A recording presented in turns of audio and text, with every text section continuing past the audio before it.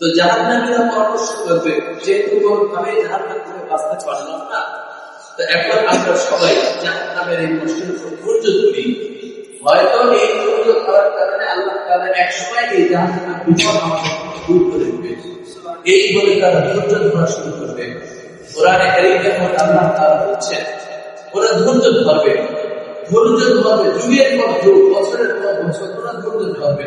সময় যাবে, কিন্তু ধৈর্যের কারণে ওদের বিপদটা দূর হবে না।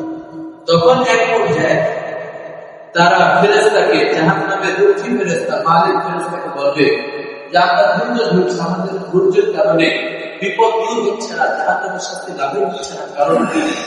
তখন আল্লাহ তাআলা সিদ্ধান্ত জানিয়ে দেওয়া মালিক ফেরেশতা বলে দিবে, আল্লাহ তাআলা বলেছেন যে তোমরা জাহান্নামের শাস্তিতে ধৈর্য ধরো আর না ধরো, চিৎকার চেঁচামেচি করো, কোনো কারণে তোমাদেরকে জাহান্নাম থেকে বের করা হবে না, বাঁচানো হবে না, তোমাদেরকে জাহান্নামেই থাকতে হবে।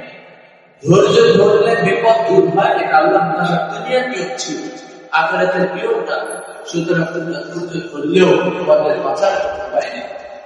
এরপর শয়তান ঘোষণা দিয়ে বলবে যে আমি দুনিয়া তোমাদেরকে আমি তোমাদেরকে ওয়াদা দিয়েছিলাম।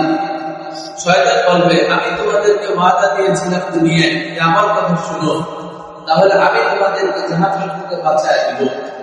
অনেক বর্তমান যুগের অনেক বিশ্বাসরা অনেক সময় মুজিবদেরকে বলেন যে আমার পিণ্ডি খাও, তো আমি তোমাদেরকে কাল কিয়ামতের ময়দানে জাহান্নাম থেকে বাঁচায় দিব।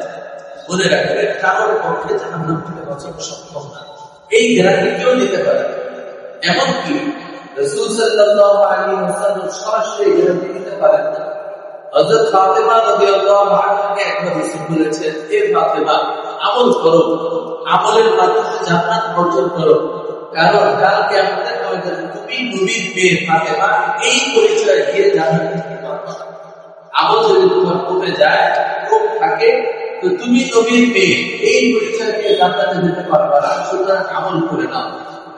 তো শয়তান সেদিন ঘোষণা দিয়ে বলবে, হে আমার অনুসারীরা, দুনিয়া আমি তোমাদেরকে ওয়াদা দিয়েছিলাম যে আমার কথা শুনো, আমি বাঁচিয়ে দিব, আমি আজকে আমি সেই ওয়াদা খারাপ করলাম, আমার ওয়াদা আমি ভঙ্গ করলাম, আমি ঘোষণা দিলাম আমার ওয়াদা বাতিল, মিথ্যা, আজকে আমি তোমাদেরকে বাঁচাবো না।